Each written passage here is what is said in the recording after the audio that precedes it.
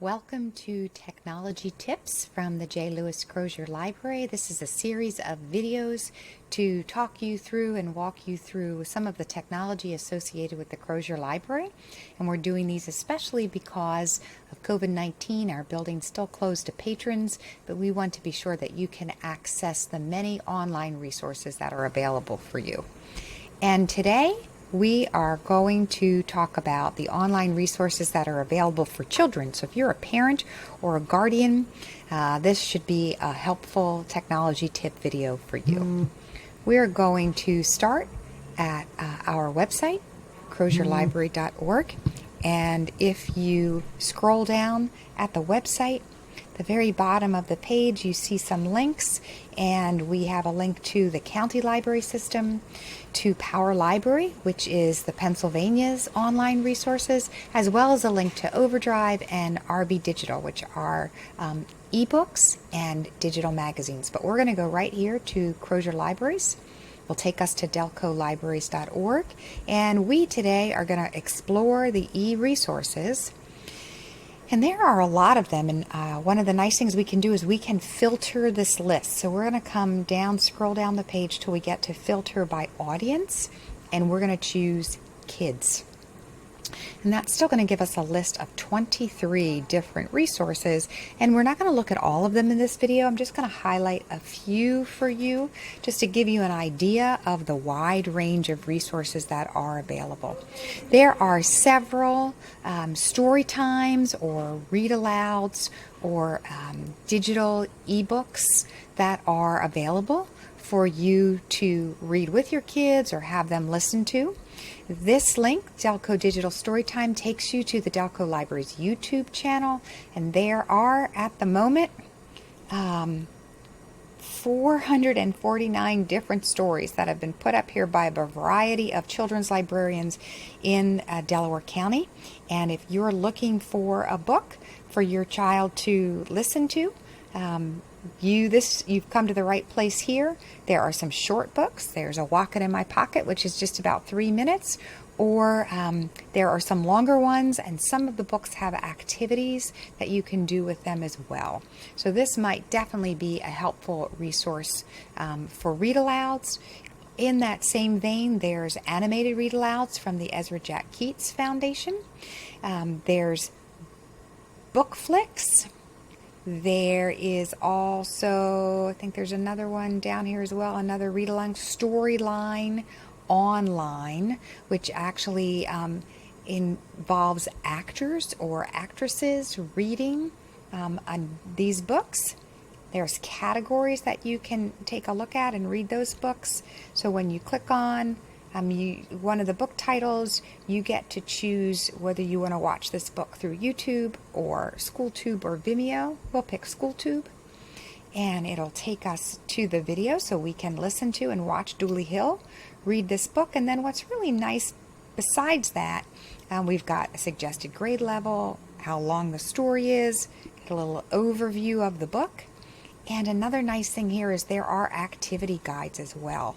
So if you're in the classroom, there'd be activity guides you could do for your students, or if you're a parent, you'll get this PDF activity guide with a lot of interesting ways to talk about the book, and then some artistic or educational, cross-curricular, or experiments, physical activities. There's a lot of different activities that go along with a story. So this is a great resource if you're looking for something to keep your child active and involved and using his brain as he or her brain as they work through these books.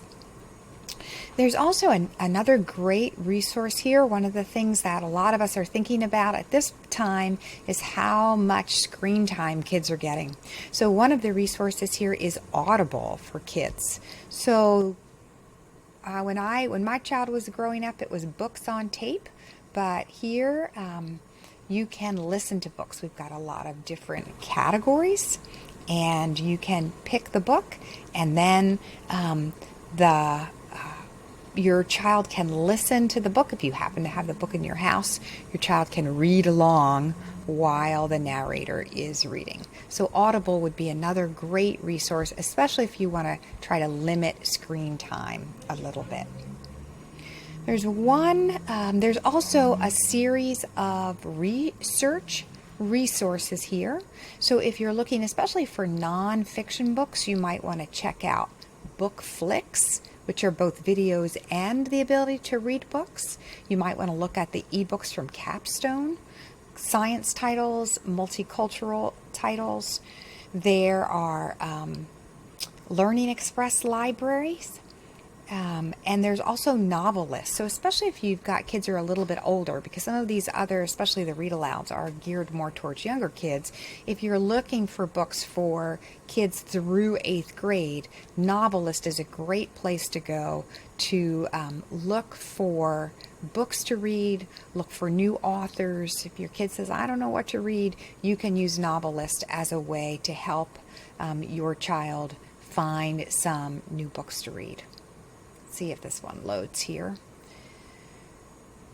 Some of these resources, as we've seen, are available without logging in, but Novelist happens to be one where you need your library barcode. So I'm just going to submit my library barcode, and then it's going to take me into the Novelist resource, and I'll be able to take a look at how I can use this resource.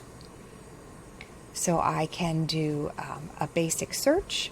There's an especially for, I can browse by genre. So if I have a child who only wants to read fantasy or science fiction, I can look in that way. There's all genres. I can pick one. And another nice thing here is I can then narrow by age as well. So maybe I'm looking for picture books, and I've got a lot of examples here, and I've even got a list over here of some other ways. So I've got a number of ways to filter and search specifically to find new books for my kids to read. One last resource I want to show you here is this resource called Unite for Literacy. There are over 400 books that are available in this database to read and to listen to. But one of the nice things here is if you are working with children whose first language is not English, if you have neighbors or relatives whose first language is not English, they can choose the narration for many of these books in a second language. And it is a pretty extensive list of second language narration. So let's choose Spanish, for instance.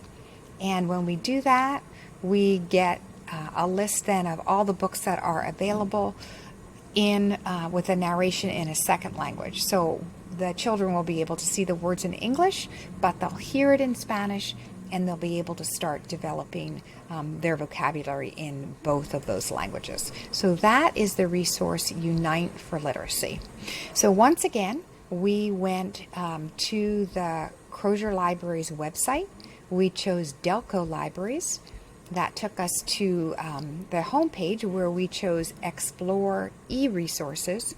We came down and we filtered by audience and chose kids, and that gave us this list of 23 different resources, quite a few story time resources, including some audibles, not just visuals, and a number of e-book resources that are available. And then there are some databases like Elementary Info Bits, Elementary Gale and Context, the Learning Library, the Power Library, the Science Reference Center. And so you've got a lot of different resources here that are available for your kids to use. We hope that this technology tip has been helpful for you. Some of these resources you do need a library card for, so if you need a library card, you can email support@delcolibraries.org, or if you go to delcolibraries.org, you can scroll down and there is a special place that says Get a Library Card. So if you click on this link, there's actually a way right online you can register for a library card.